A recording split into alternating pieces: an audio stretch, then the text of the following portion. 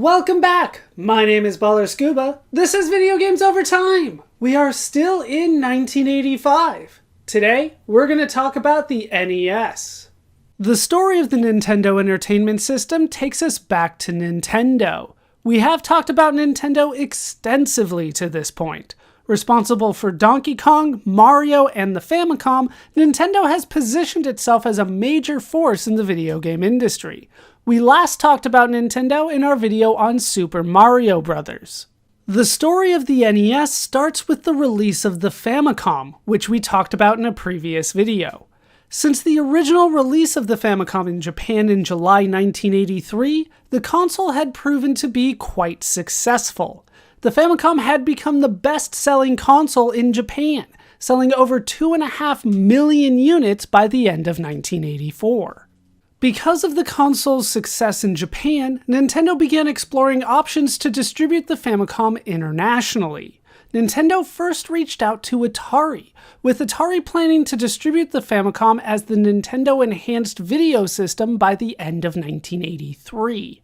However, Atari refused to sign the final contract papers when they saw Coleco showcase a prototype of Donkey Kong for the Coleco Adam computer.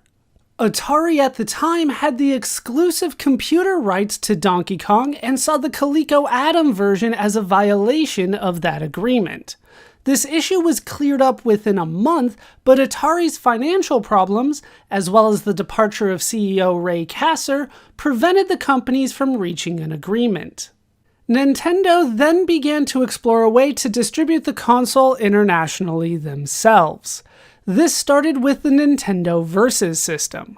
As we have discussed in previous videos, the Nintendo Versus system was an arcade cabinet that used the hardware from the Famicom. Nintendo of America had done some market research and found that the home console market was too dangerous in America due to the video game crash of 1983 and should be avoided. The arcade market was also slumping, but arcades were recovering and could be used to sell video games in the country.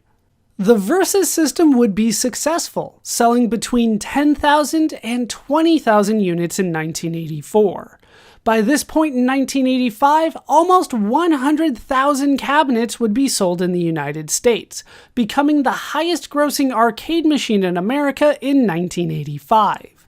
There were 12 different games available for the cabinets in the United States, with some of the highlights including Versus Tennis, Versus Baseball, Versus Duck Hunt, and Versus Hogan's Alley.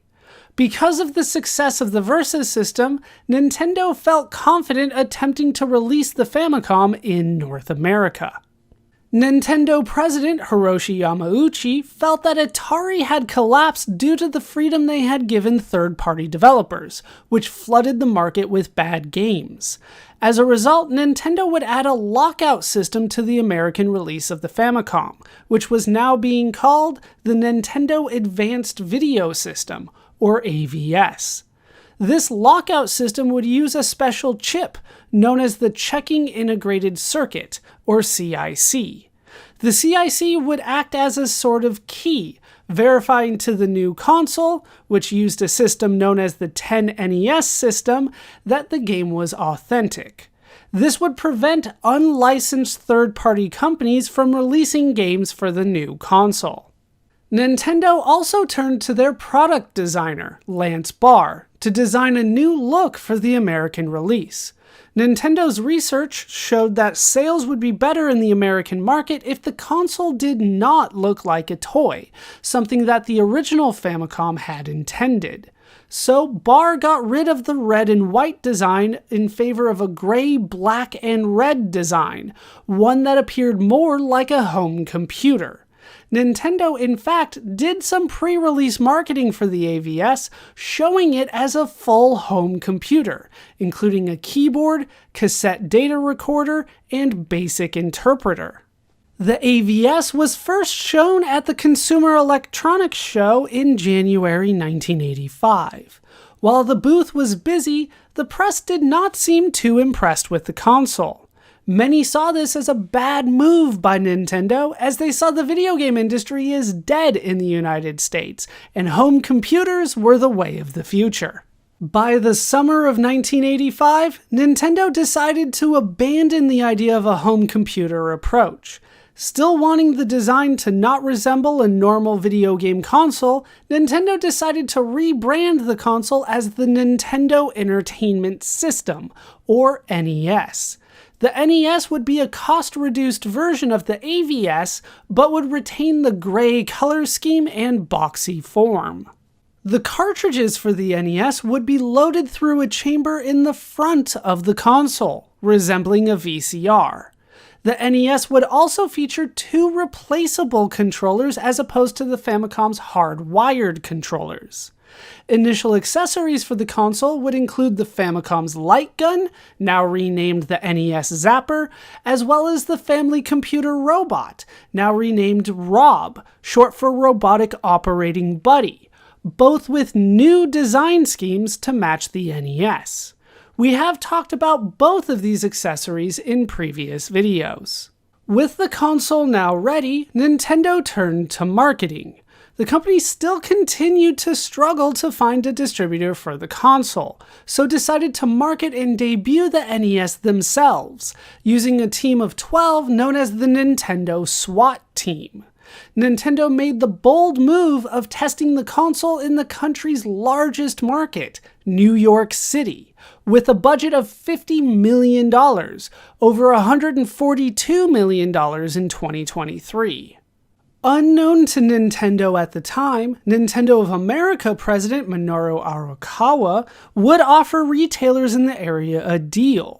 The retailers would pay nothing up front, and after 90 days, they could pay for the merchandise or return it to Nintendo, with Nintendo offering to handle all store setup and marketing in the stores.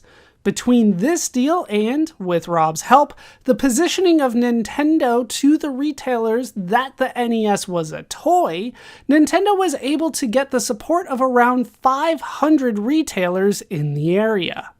Nintendo would also rent a small 15 square foot area outside FAO Schwarz, a large toy retailer at the time. There, they would have around a dozen playable NES consoles and a giant television that would feature their video game baseball being played by real Major League Baseball players, particularly from the New York Mets, who would also sign autographs for the crowd. Nintendo would officially start selling NES consoles in New York City on October 18, 1985 in a limited release. The systems sold at the time were known as the Deluxe Set. The Deluxe Set would include the console itself, 2 controllers, ROB, a Zapper, and 2 games, Gyromite and Duck Hunt. This sold for $160, over $450 in 2023. 15 additional games were sold separately. Those were 10-Yard Fight, Baseball, Clue Clue Land, Excitebike, Golf, Hogan's Alley, Ice Climber, Kung Fu, Pinball, Soccer, Stack Up, Super Mario Bros., Tennis, Wild Gunman, and Wrecking Crew. These games were selected by Nintendo of America game tester Howard Phillips. All of these games would be published directly by Nintendo themselves. It is said that 100,000 deluxe sets of the console would be issued on the launch date, and over 90,000 of them would be sold in the 9-week test.